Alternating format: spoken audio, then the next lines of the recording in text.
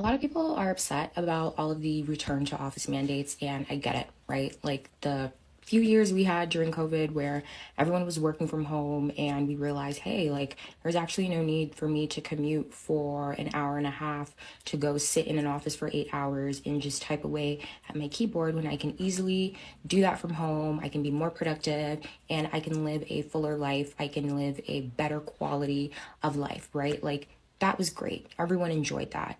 And it's interesting that we needed an entire global pandemic to realize that we can do our jobs from home, but here we are. The thing is, we have to be honest about the fact that corporate culture, like classic corporate culture and remote work, do not mix. And that is basically what we are reverting back to. And I remember during the pandemic, right, like I saw a lot of people say, like, oh, don't get too comfortable, right? Like this remote work thing isn't going to last. And at the time, I was like, what are you talking about? Right. But people who were saying that were very much, ahead of the curve because they were right. Companies are now asking people to come back into the office, and they can do that because you're the one with a mortgage to pay.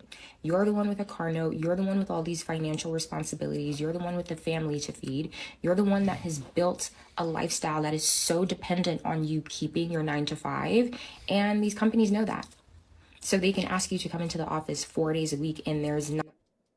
Newsflash, that's been that way since the beginning of time.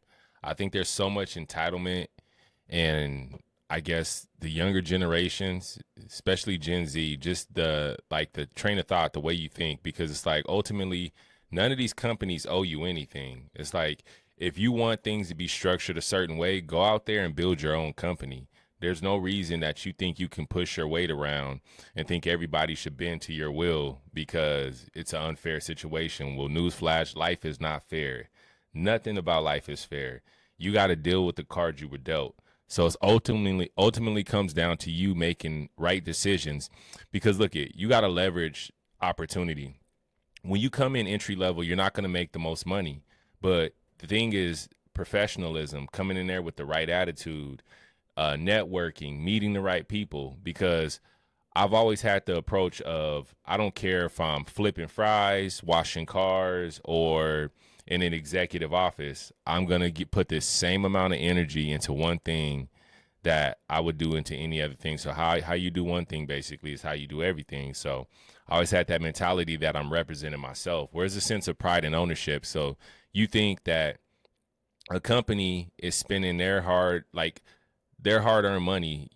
If you've ever tried to build something, you would understand how difficult it is to manage a company, to manage a staff, employees. You know, a lot of people have failed business ventures. So it's like for you to think that you have, I guess, entitlement to tell them how they should operate, you shouldn't have to go in. I think it's just a screwed up mindset, a screwed up mentality. But let's see if let's see if she could recover. But I think like their perception of reality is warped. Nothing you can do about it. You can complain and whine all you want, but you're not the one with the leverage.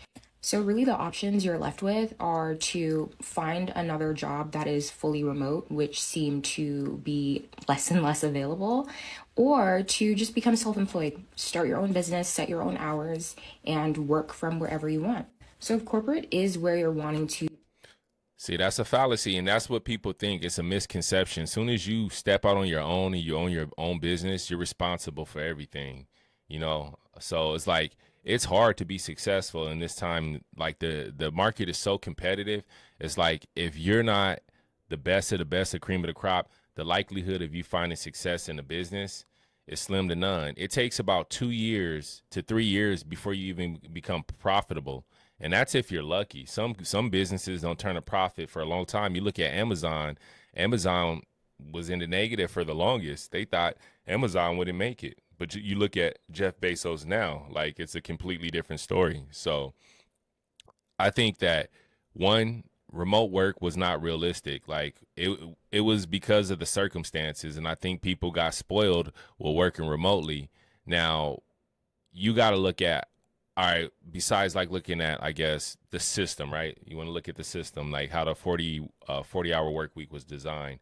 Yeah, absolutely. There, it may be engineered to keep us like I guess, engaged into work or whatever. I don't know. It's like, to me, ultimately, I think it comes down to like you making the decisions that are better for your family, or better for the people you love, and better for like mental health. Yeah, that matters too, but nothing's worse than being broke and not having money for anything, you know? So I think you could either choose a struggle of being poor, or you could choose a struggle of being successful and everything that comes with it.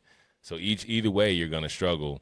So I think if you want to be successful in life, you got to be willing to do whatever it takes. For me, like there was times like I would take on jobs or opportunities that didn't pay the best, but like I said, if it was enough to pay my bills or something to leverage until I found something better, then I'm doing that. I'm not going into the company trying to change the entire structure because I think it's unfair. Well, if you think it's unfair, do better. You know, be an entrepreneur and be successful. Then You build your career and really get to the top, like Emma Grede has been saying, right? Like you are going to have to partake in corporate culture. You are going to have to participate in the politics and everything else that comes with corporate, right? Or you can choose to opt out.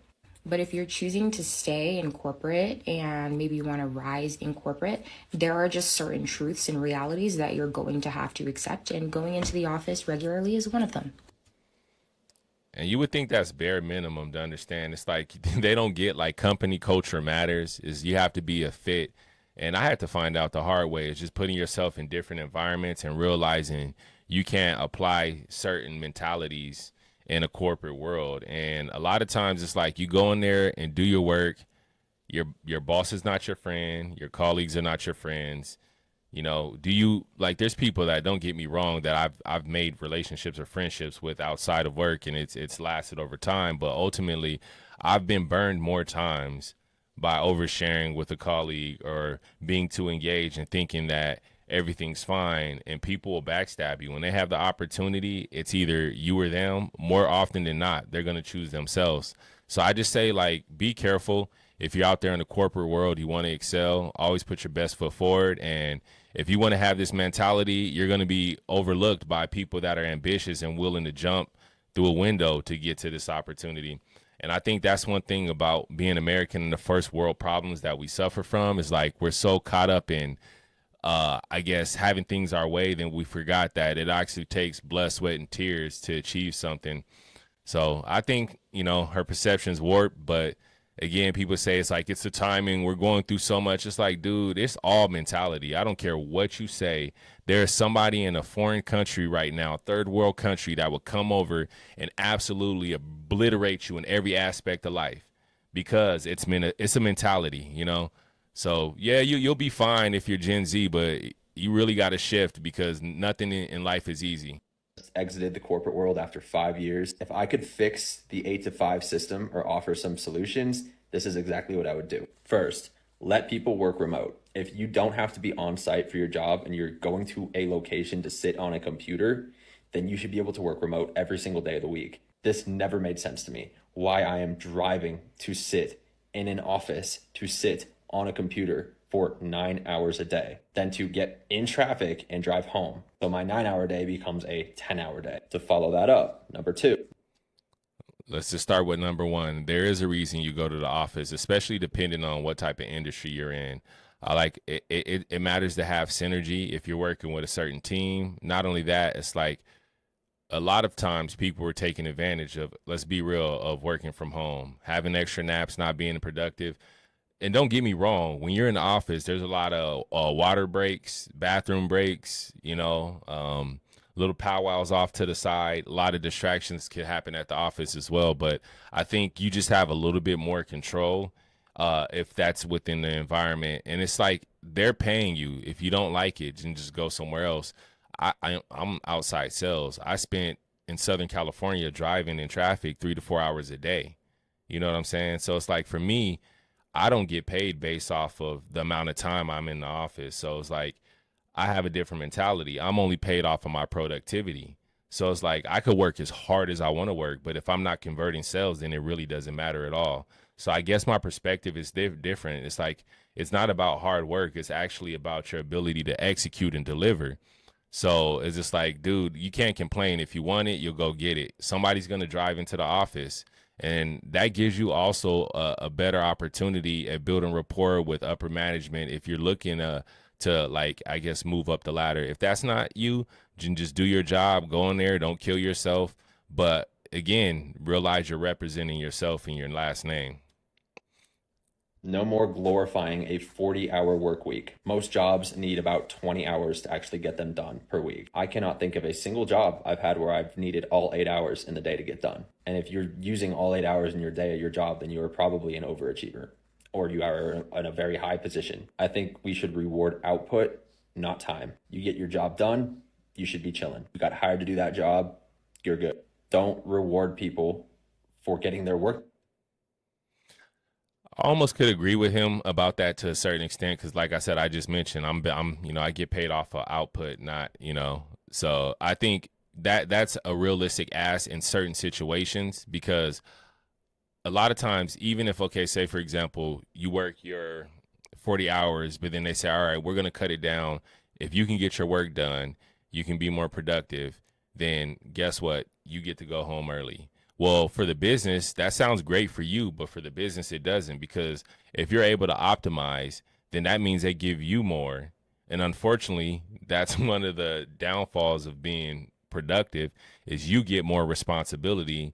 And in return, that results in putting you in a position where maybe you're doing more than others and you can ask for more. So it's a trade-off, but not only that, it's like when you're an overachiever, they know you have a higher threshold. Therefore, like I said, they entrust you with more responsibility.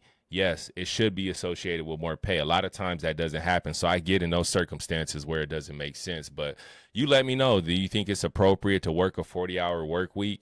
Do you think like remote work should be mandatory? Or you think they're just spoiled and they're big babies and need to go into the office if they want to be successful in life? Go ahead, comment, like, subscribe. Let me know what you think. I'm out of here.